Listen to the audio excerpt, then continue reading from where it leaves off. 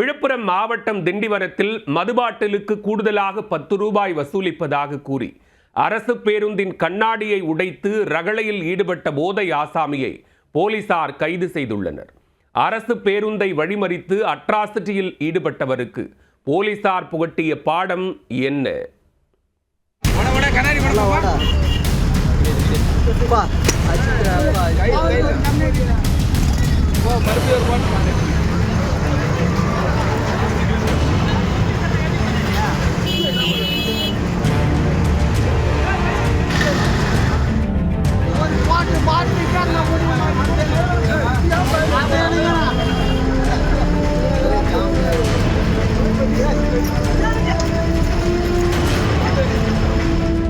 அரசு பேருந்தை வழிமறைத்து கண்ணாடிகளை சுக்குநூறாக உடைத்து சூறையாடிய நபர், கற்களை வீசி பயணிகளை ஓடவிட்டு உயிர் பயம் காட்டிய கொடூரம்.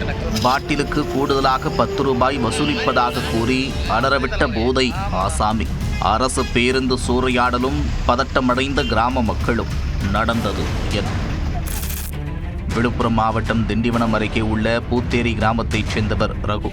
கூலி தொழிலாளியான இவர் சம்பவத்தன்று தலைக்கேறிய மது போதையில் திடீரென சாலையில் இறங்கி அட்ராசிட்டியில் ஈடுபட்டார். டாஸ்மாகில் மது அருந்திய தன்னிடம் பாட்டிலுக்கு கூடுதலாக 10 ரூபாய் வாங்கியது ஏன் என்று சத்தம் போட்டு அலப்பறை செய்திருக்கிறார்.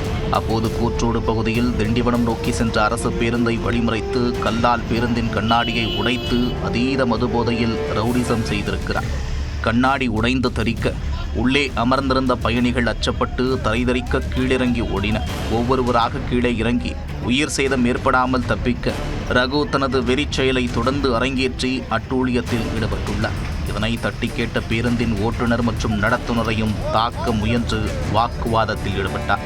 தகவல் கிடைத்து சற்று தாமதமாக வந்த திண்டிவனம் காவல்துறையினர் பேருந்தை சுக்குநூறாக்கி ரகளையில் ஈடுபட்டு கொண்டிருந்த ரகுவை தலையில் தட்டி காவல் நிலையத்திற்கு தூக்கிச் சென்றனர். குடியை கெடுக்கும், ஓவராக குடித்தால் ஊரையும் கெடுக்கும்.